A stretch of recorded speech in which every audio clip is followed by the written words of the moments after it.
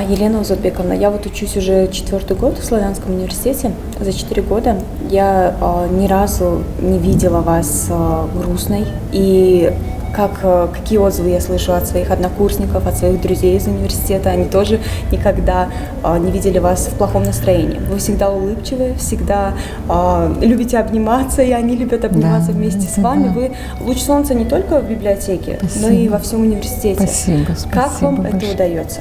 Вот откуда столько энергии?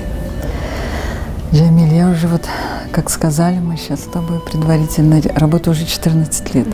Вот это мой дом. Это мой второй дом. Вот университет, мой родной, моя родная библиотека.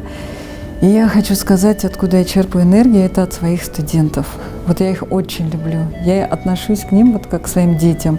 Они также во мне видят маму, свою маму, может, кому-то тетя, может, маму, но я их очень люблю. И в общении с ними я люблю помогать им, люблю подбирать литературу. А все идет от того, что я очень люблю свою профессию. Очень люблю. Я считаю, что действительно Бог мне помог именно выбрать эту профессию. Я себя в ней нашла. А вам не тесно в библиотеке? Вы такая энергичная, а здесь все-таки спокойная такая работа. Не знаю. Не давит? Нет, наоборот. Я всегда студентам говорю, вы знаете, вы мне даете такую энергию большую, я от вас черпаю энергию. Дай Бог, чтобы я не забирала ее, я ее отдаю и черпаю от них такую же энергию. И счастливая. Елена Узатбековна, вы знаете каждого студента по фамилии и имени. Да. Многие из нас не помнят, что ели с утра на завтрак. Да. А вы более 5000 студентов, а может и больше за 14 лет. Как снова вопрос? Дает? Да, откуда такая шикарная память? Что вы делаете? В чем ваш секрет? Я еще раз повторю, что все студенты, с которыми я общаюсь, все студенты, которые приходят часто сюда в библиотеку, это мои дети. А детей своих трудно забыть. Имена, я всех их люблю, и поэтому я их всех помню. Откуда, я не знаю. Это может от того, что у меня мама была преподавателем, у меня сестра преподаватель. Они также всех знали. Да. Вы, наверное, прочитали множество книг, бесчисленное множество. Да, люблю. Хотя сейчас любимая моя остается, и я ее рекомендую всем. «Три товарища», ремарка. А почему? Почему? Она меня тронула, не знаю, своей искренностью, наверное, то, что, не знаю, описано там любовь и дружба, не знаю, это все настолько искреннее, тепло, все это там передается, поэтому я ее очень люблю. Елена Узатбековна, скоро праздник, Международный женский день, 8 марта. А какой подарок за все время, что вам дарили подарки, вам не понравился? Нет. Понравился меньше всех? Есть ли такой? Нет.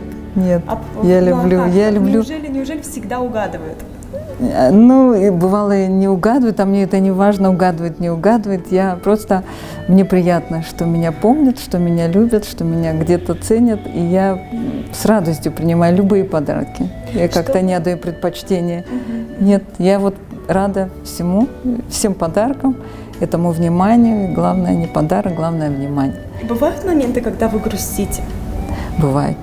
Но об этом никто не знает, никто не видит. Почему? Бывает, я стараюсь не показывать свое грустное. Я люблю людей позитивных. И первое, что я ценю в людях, это доброту. Доброту. Я не люблю злых людей, люблю очень добрых людей. И сама таким, наверное, и являюсь человеком. Конечно. И всегда я стараюсь улыбаться почаще. И своей улыбкой заряжаю. Заряжаю. Отлично получается. Елена Узатбековна, что бы вы пожелали женщинам? Нашим всем. Просто женщинам. Женщинам в наше непростое время, несмотря на все какие-то тяготы, какие-то сложности, оставаться позитивным человеком и стараться улыбаться все равно, несмотря ни на что. Потому что улыбка, она поднимается наверх и оттуда возвращается. Да. И всегда говорю, все будет хорошо, все будет прекрасно. Всем желаю счастья, добра и любви. Любви всегда желаю. Спасибо большое. Желаем вам счастья, здоровья. Спасибо большое. Спасибо большое. Маленький подарочек. Спасибо большое. Спасибо. Давайте обнимемся. Спасибо Спасибо вам. Спасибо, я очень тронута.